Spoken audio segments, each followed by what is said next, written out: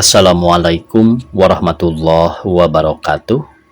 Pamirsa subscriber YouTube Mang Cecep Gor Bacep anu satia satuhu manco di mana wae ayana.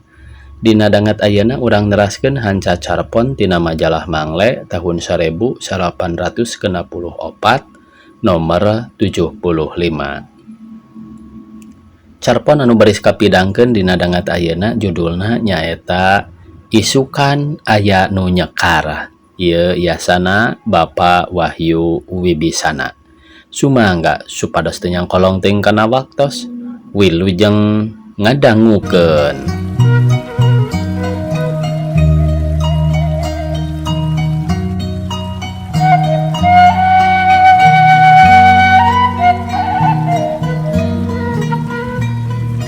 Waktu sora dulag jeung sora nu takbiran kabawa ku angin janari ka astana, aya kalakay samoja murag ka hiji kuburan.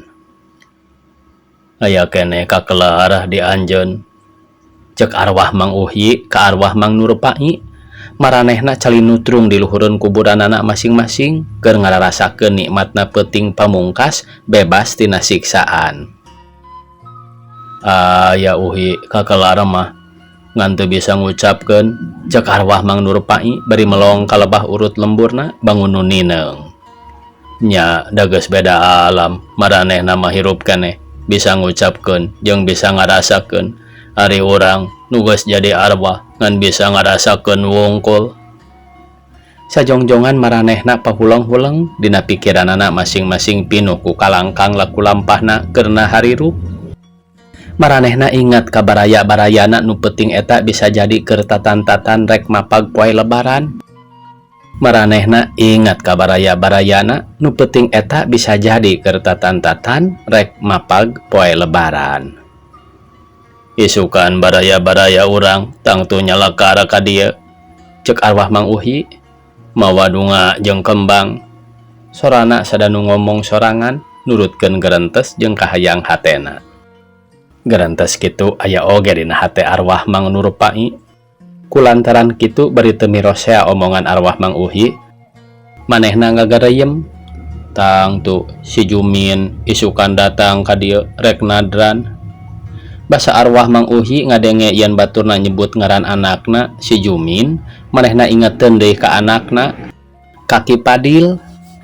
Cek arwah Mang Uhyi, nya Ki Padil ge tangtu jarah ka kuburan kuring jeung pamajikanana tangtu jeung Nyi Piah.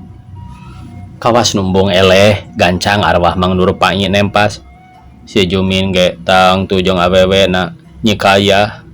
Sanggeus kitu maranehna arimut bangun nu agul ku anakna masing-masing jeung bangun atoh dumeh isukan kuburan maranehna bakal aya nu nehang. Geus cumarita anak urangnya padeuri sanajan bari walurat ge make merlukeun kawin mah, cek arwah Mang Uhyi keur nuluykeun turunan apanan ke silah walon arwah Mang Nurpai. Waktu rek kawinna kuring mah teu bisa nungkulan da kaburu paeh. Sarua we kuring ge nyaeta atuh panyana teh paeh bisa diengke-engke, hayang keneh hirup, hayang nyaksian anak rimbitan beuteuk kalaksanakeun. Leheng mun paehna normal mah ari urang apan. Sanggeus aya nu ngomong kitu duanana baralem di astana pohara simpena ngan hawar-hawar sora dulag jeung nu takbiran kadenge kadinya. Dina pikiranana maranehna nanggap deui lalakon paehna masing-masing. Mang Nurpai jeung Mang Uhyi teh geus lila sosobatanana ti keur harirup keneh. Kabeneran paehna sapoe rejeung jeung kuburanana kabeneran direndengkeun. Jadi teu heran mun nepi ka geus jara di arwah oge maranehna teh sosobatan keneh. Maranehna boga tanah di sisi walungan Cidadap, tepung wates pisan sarta eta tanah teh pinuh ku tangkal kawung. Kulantaran kitu hirupna oge tina kawung, tina nyadap, tina nyieun gula mokaha oge. Isuk-isuk maranehna sok bareng indit ka kebon kawung bari nanggung lodong meunang ngararu. Balikna mawa lodong nu geus pinuh ku lahang. Kitu bae gawena sapopoe teh. Kawas geus di cageranan yen lengkahna unggal poe kudu ngaliwat ka jalan satapak di tengah kebon awi. Beras ka sisi walungan, tidinya mapai-mapai baraga, jol ka kebon kawungna masing-masing, terekel kana sigay cag kana leungeun kawung nyokot lodong nu geus pinuh ku lahang tuluy ngagantungkeun lodong kosong turun deui mapai sigay balik deui ka imahna masing-masing kawas nu geus ditangtukeun ku nu ngayuga yen eta jalan-jalan nu unggal poe katincak teh jalan nu pinuh ku rahmat jeung duriat hirupna. Kulantaran kitu waktu di wewengkon si uyah keur meujeuhna teu aman oge maranehna mah tagen bae di imahna teu incah balilahan majarkeun teh teu kawang-wang bisa hirup mun ingkah ti baligeusan ngajadi. Kabeneran maranehna masing-masing boga anak lalaki nu jadi OPR nu boga kawajiban ngajaga lemburna atuh asa boga gunung pananggehan asa aya nu ngajaga kasalamatanana. Gangguan keamanan beuki lila beuki meuweuh lemburna beuki werit langitna mindang hibar kudurukan sarta silalatu rabeng kaluhur kawas haseup menyan nurek nepikeun beja tunggara ka para rumuhun sugan aya nu lungsur nulungan kanu keur katalangsara di marcapada. Sajroning kitu Mang Uhyi jeung Mang Nurpai teu kabawakeun ngungsi ka kota. Cara batur salemburna nu sejen, duriat hirupna nyeblok dina taneuh sarakanana. Tapi aya oge ketang nu matak ngajengkelkeun hatena teh.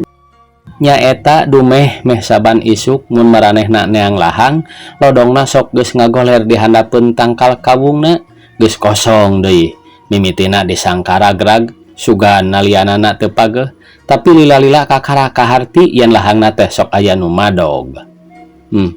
Moal salah si kasebelan gorombolan cek gerentes hatena. Kulantaran kitu gancang maranehna lapor ka pos tentara nu pangdeuketna ti lemburna. Pupulih ka tentara yen lahangna sok dibangsat ku gorombolan. Lapor kituna teh awahing ku geus ngarasa jengkel, dumeh milikna asa aya nu ngarebut teu pupuguh. Maranehna nu hese capek ari hasilna top ku batur saha nu ngeunah. Lian teh eta nyameureun pedah maranehna ngadenge omongan ti para bapak yen pulihna keamanan teh gede gumantungna kana kainsapan rakyat.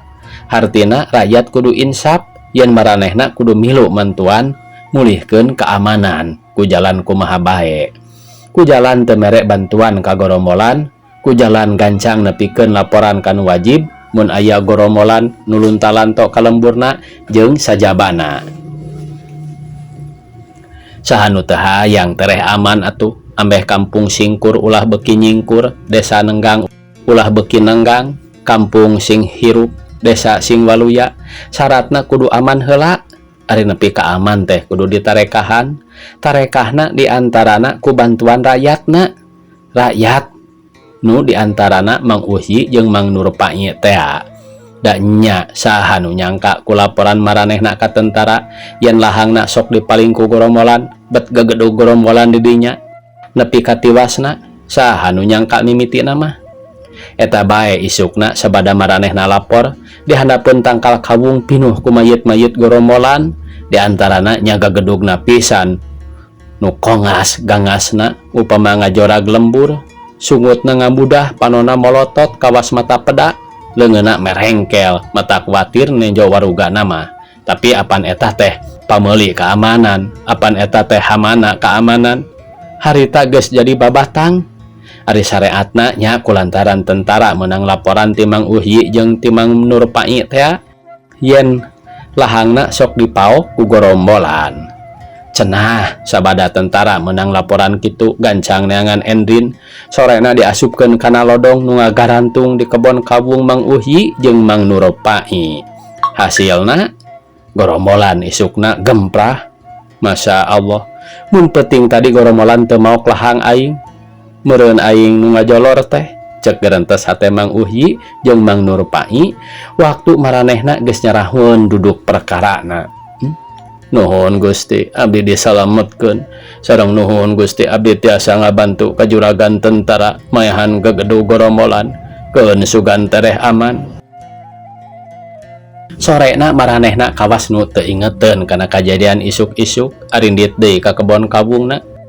Lodong kosong ditanggung gantungkeuneun dina leungeun kawung. Dina hatena maranehna geus nyipta yen isuk lodongna bakal pinuh ku lahang sarta hasil bisa kabawa balik da moal aya nu maling deui. Apa nu sok mau kanana oge geus paraeh kacipta ku maranehna katelna isuk bakal pinuh ku gula rumamat melebar sengit pangguisna bakal lamokot deui bakal diguiskeun deui budah pigulaeunana ngabulaeh deui sora plak plek plokna bakal kadenge deui maranehna bakal bisa arindit ka pasar deui ngajual gulana deui seperti sasari. Tapi ciptaan nu sakitu arendahna teh teu kasamper ku hirupna. Isukna maranehna geus kapanggih ngagoler di handapeun tangkal kawung. Dadana gudawang, getihna geus garing, awakna geus genteul. Cek nu nenyo, dodo Mang Uhyi jeung Mang Nurpai geuning geus marawat. Cenah maranehna teh dibedil ku gorombolan nu ngunek-ngunek pedah batur-baturna paraeh di endrin teh.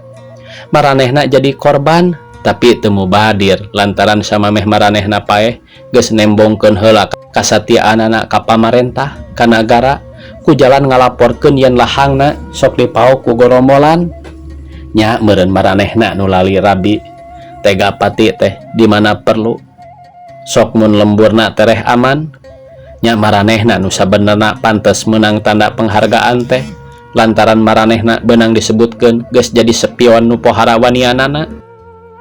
Poe eta kira wanci pecat sawad layon Mang Uhyi jeung Mang Nurpai dikubur tapi taya saurang ge nu kedal nganuhunkeun biasa bae da dianggapna maot biasa ku alasan nu biasa nyaeta dibedil ku gorombolan. Jadi urang teh bisa disebutkeun geus paeh lantaran ngabela nagaranya.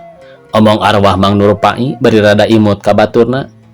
Arwah Mang Uhyi nyerengeh bari rada jebi manehna ngomong.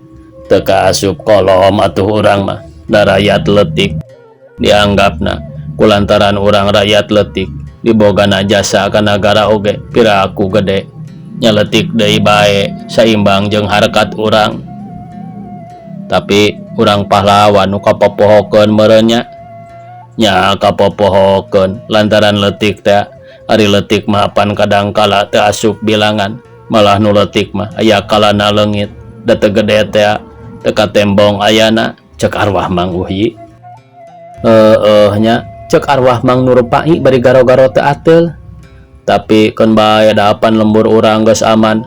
Sukali lapisan dipopohokeun oge lantaran cek timbangan kuring mah kieu hasil pengorbanan urang teh geuning ka ala kuturunan urang ku Ki Jumin, ku Nyi Kayah, ku Ki Padil, ku Nyi Piah jeung ku nu sejena.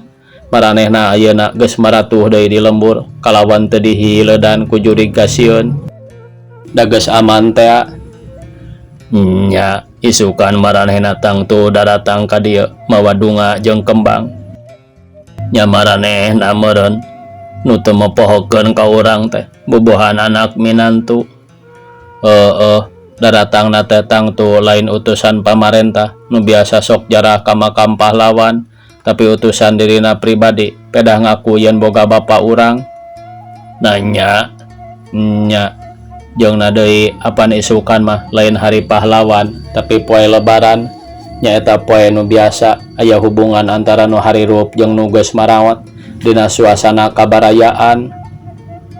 Ari hirup pahlawan mah dina suasana kanagaraan cek kuring mah leuwih. Omongan arwah Mang Nurpai teu dituluykeun kaburu digebes manten ku arwah Mang Uhyi pokna. Is ari ngomong teh. Keun bae da moal kadengeun ieu kuno harirup bebas bae nyarita di dieu mah da di alam paeh. Manasina di alam hirup urang teh sakapeung mah kudu aya nu disumputkeun ulah diucapkeun sajalantrahna sok aya matakna tinu hirup deui. Dipikangewa teh disangka hianat teh pokona mah mindeng kabelenggu bae kapaksa urang sok ngabohongan diri sorangan puguh cek dina gerentes hate mah kieu diucapkeun kitu lain nyiksa kabebasan eta nyao kuring mah hayang gara isuk bae hayang gara dilongo ku anak minantu. Omong arwah Mang Uhyi bari neuteup kalebah lembur kalakai samoja murag deui salambar kalebah tutunggul kuburan Mang Nurpai. Sora dulag jeung sora nu takbiran kadenge keneh hawar-hawar. Sisi langit belah wetan geus ting arudat beureum ngingetkeun ka maranehna kana getihna nu lalambaran waktu maranehna ngalepaskeun nyawa di handapeun tangkal kawung. Maranehna ingeteun deui kana mangsa paehna tapi ku kitu teh nimbulkeun kaingat kana mangsa hirupna kanu harirup keneh ka anak minantuna nu isukan tangtu daratang ka kuburanana rek nyalekar. Isukna aya 4 jelema daratang ka kuburan Mang Uhyi jeung kuburan Mang Nurpai. Ki Jumin jeung Ki Padil katut pamajikanana masing-masing, Nyi Piah jeung Nyi Kayah. Ki Padil tungkul bari babacaan gigireun pamajikanana nu terus nyabutan jukut di luhureun kuburan. Ki Jumin meungpeunan beungeutna bari ngeluh ari pamajikanana ngawur-ngawur kembang antara dua tetengger luhureun kuburan mitohana. "Abah, ieu kuring," cek Ki Jumin nalaunan. "Nya Abah, teu pangling kana rupa mah, tapi naha teu make baju dinas OPR," omong arwah Mang Uhyi. "Nya anak kuring ge teu make baju OPR," arwah Mang Nurpai nyambungan. "Bapak, kuring teh rek bebeja, rek diajar ngumbara ka kota, rek usaha," omong Ki Padil ngagareyem. "Kuring teh kapaksa rek ninggalkeun sarakan moal cara Abah lantaran rek neangan pausahaan di ditu," Ki Jumin ngomong lalaunan. "Nah kunaon barudak teh," omong arwah Mang Nurpai ka arwah Mang Uhyi. "Apan lembur geus aman, naha make ditinggalkeun?" Teuing kunaon, ari baheula keur teu aman, tanggoh cicing di lembur, bari nyorendang bedil. Ari ayeuna bet dedengean teh rek arindiet ka kota.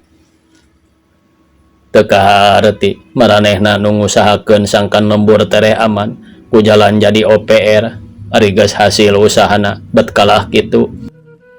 "Ujang," omong arwah Mang Nurpai, "naha teu nyaho pabrik enteh di Ciseungit bisa jalana deui teh lantaran geus aman? Naha teu nyaho yen keamanan teh dibelina ku kawani Ujang?" Arwah Mang Nurpai neuteup kana beungeut anakna kawas nu hayang menang jawaban, tapi kaburu ingeteun manten yen sorana teh teu kadengieun ku anakna lantaran geus beda alam teh. Aing teh geus paeh," omong arwah Mang Nurpai dina jero hatena.